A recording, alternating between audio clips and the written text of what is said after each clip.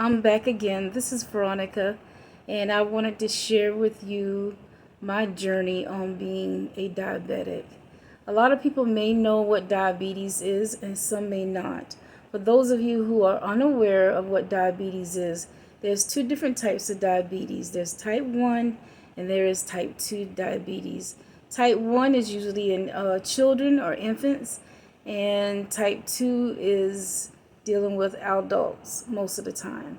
Now that there is so much obesity into the world, into the United States, there is some cases where now children have become type 2 diabetics.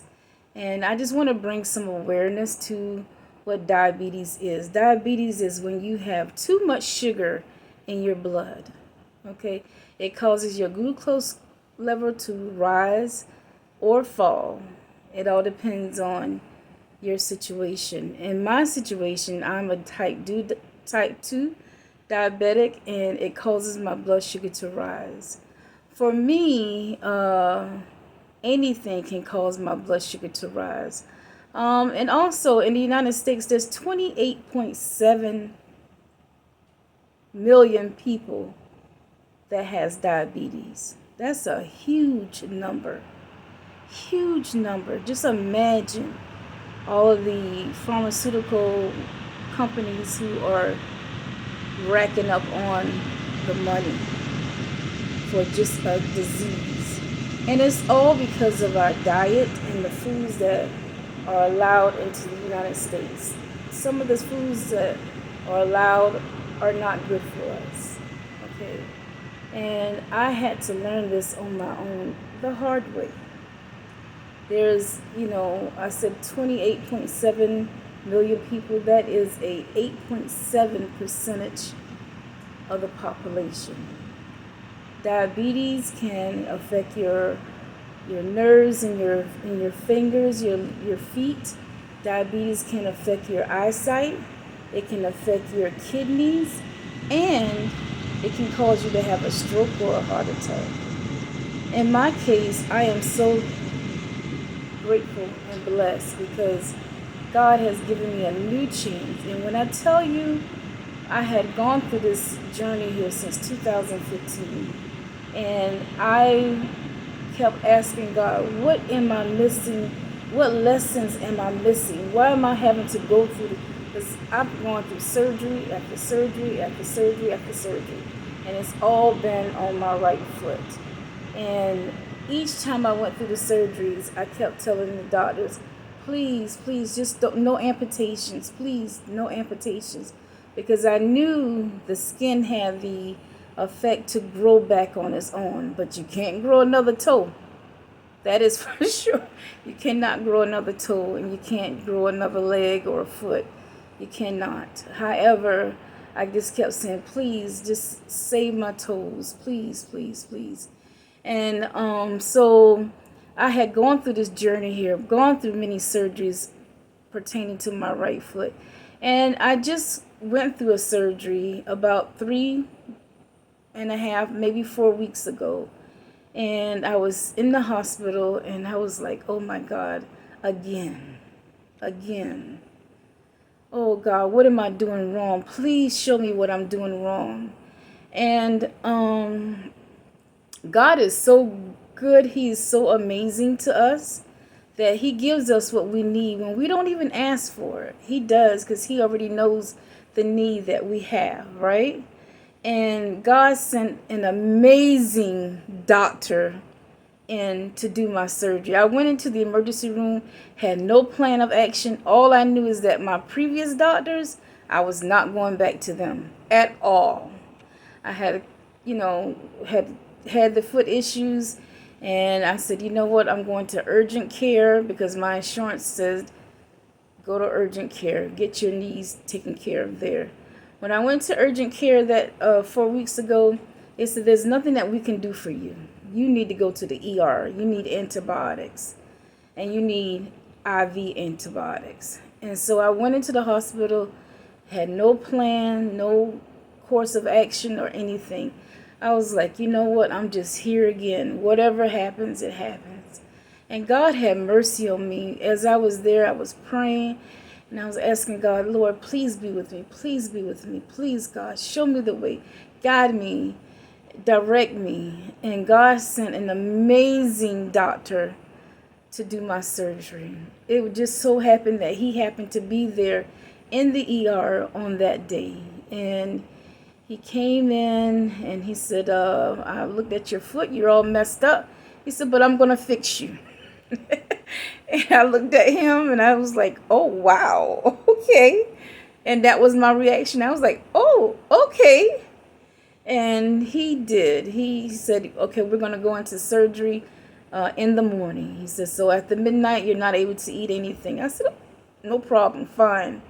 I don't care. Long as I can get this past me and I can get on the other side of things where I can now begin to recover from this thing here that I thought that I had already bypassed, right?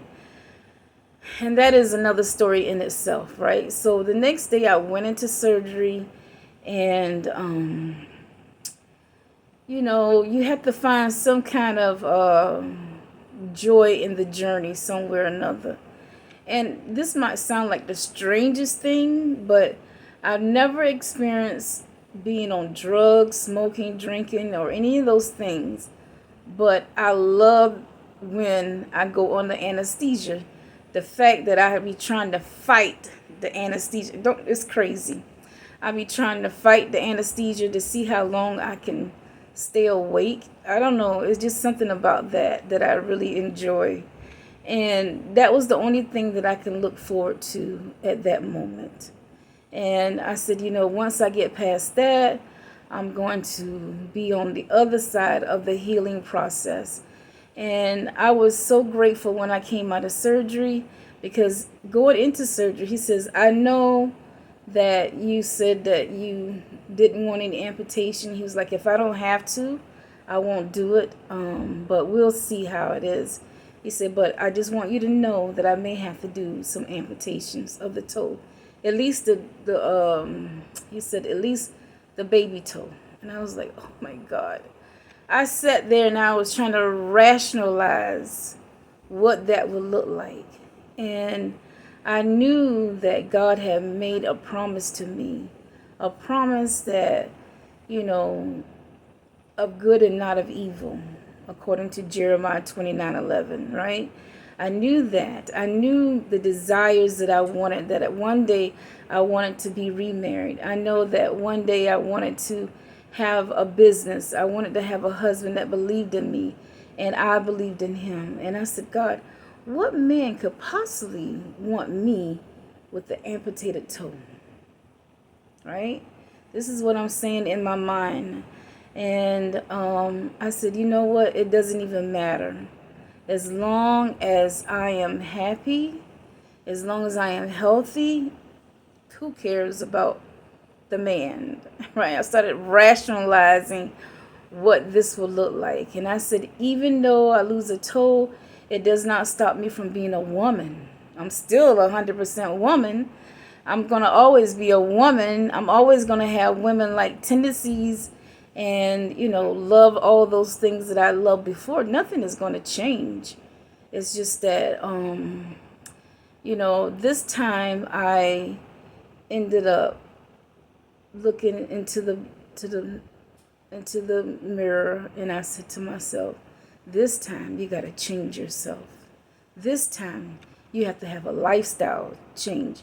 Before, I was just doing what the doctors asked me to do. However, when I felt my body getting healed, I resort back to the same eating pattern, which was not any good for me.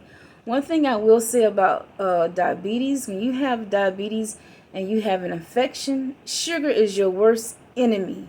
Sugar, carbohydrates are your worst enemy, right? And I knew that in order for me to beat this diabetes, I had to take sugars out of my system completely. I could not let any sugar touch these lips at all. The sweetest that I would engage in is maybe some honey maybe a tablespoon of honey inside my tea. Maybe. Most times I just drink the tea straight up, no honey or anything. So, that's just, some people may put a sweetener in it, maybe a low calorie sweetener, whatever. My preference is just to just drink it natural, right? So I knew I had to do a lifestyle change, and that's what I did. I did a lifestyle change. I started cleaning up what I would go to the grocery store and eat. And so therefore, I decided that when I go into the grocery store, I'm only going to shop the produce section. The rest of the store was completely off limits for me. And I made a decision. I'm not going to even go back there to even let it tempt me, right? Because that's what it does. You see this and you think about the old times and you say, oh, maybe a little bit won't hurt. A little bit will hurt. A little bit will hurt. Okay? So therefore, I said, you know what? I'm not even going back there. Even in the produce section, I have to be very careful. I have to be very careful because there are certain fruits that I cannot eat. I love bananas, but they're too sugary for me. And so therefore, some people say, well, cut it in half. No, that's just my decision. Some people may be okay with eating a banana. But for me, I knew what it's going to take. And if I indulge in those things, I'm going to want more and more and more. So everybody knows their limits. Everybody knows what they can stand and what they cannot stand. So for me, bananas, I'm trying to think what other fruits. Well, mostly I stuck to the berries, the strawberries, the blueberries, raspberries, blackberries. Okay. And maybe some papaya. Papaya is one of those fruits it all depends how ripe it is. It can be sweet or it can be semi-sweet. I like the ones that are semi-sweet. And I have to be careful even with that because I have to eat something that's going to counteract that sugar in my system, right? So I drink plenty of water, and I may go behind that and take some apple cider vinegar, just to counteract that sugar, right?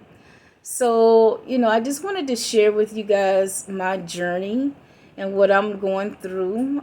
As the days go by, I will share more information about my journey and the things that I'm doing to overcome diabetes.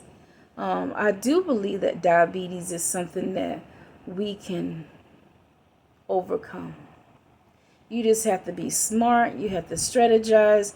You have to plan. A lot of planning is involved. A lot of planning is involved because your meals have to be planned out.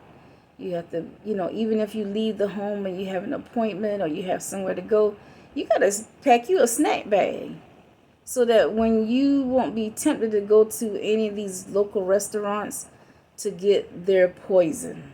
I call it poison. I tell myself in my mind, this is poison. You don't need it. So, I stay away from the fast food restaurants and I try to stick with what's at home. So I may pack me some carrots. I may pack some celery, something of that sort to just snack on until I'm able to get home. My favorite, I call it favorite diabetic food, is a boiled egg. I love boiled eggs, right? So I may take a boiled egg with me, take some celery, take a couple carrot sticks, that type of thing. With me on the journey. So I'm learning to do these things. It is a journey. It is a journey that it's going to be trial and error, right? It's going to be trial and error because you may try something and you say, oh, let me see how this affects my body. If it's good, if it's a good effect, then you keep it. If it's so bad, you says, no, I don't like the way it's making my body feel, then of course you want to eliminate that. Eliminate. And for me, I had to eliminate a lot of foods. a lot of foods that people with type 2 diabetes may enjoy, but I know that it is not good for me and it's not good for my body. I will tell you one thing that I do enjoy eating, and it is like the best for my body, which is kale. Kale is not one of those vegetables that most people like to eat, but I love kale. Loves my body. Okay, kale loves my body. It allows me to be regular. It causes my, you have the nutrients there, and I just love it. I love it because it's good to my body. I don't love it because it tastes good, but I usually put it in my salads. I put it in my smoothies. I put it inside my eggs. If I scrambled eggs, I put spinach or either kale inside, and along with other vegetables. So I do these things here because, I know the more greenery I get into my system, the better off my blood is going to be. And it's going to cause my blood sugars to be a little lower than what a type 2 diabetic usually experience. And now I'm at the point now where I'm in the 140s. And a lot of people might say, oh, that's high. But hey, compared to where I was before, that's excellent. And I'm working on trying to get it down even lower.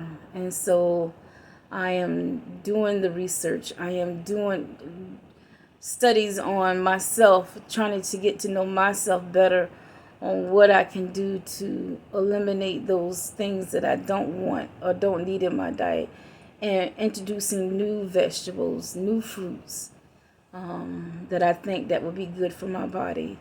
So I just wanted to share with you guys some perspective of what's going on in my life. If you see that someone may benefit from hearing my story, I'm just sharing my life, a little bit of my life with you guys. I feel like what I'm saying is so important to so many people because type 2 diabetics don't get what is wrong, why they're going through the repeated cycle of going back and forth to the doctors, going back and forth into the hospital, going back and forth with surgeries and stuff like that. I want them to know my journey and the things that I'm going through to change that narrative for myself. You have to want to change in order for the change to transpire. And that's what I'm doing. I'm dedicated to loving on myself and prolonging my life as long as I possibly can. I want to be healthy and happy. And I want you to be healthy and happy. That's why I'm sharing my story. That's why I'm sharing my testimony with you. And I hope that you will take this in. And if you know someone who can benefit from hearing this message, please share. Please like, share, and subscribe to this channel. I am trying to grow my channel.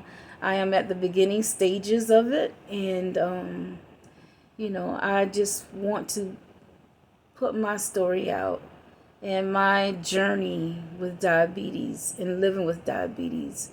So please, please, please share, like, and subscribe to this channel. Take care. And until then, I'll see you later. Okay, take care. Bye.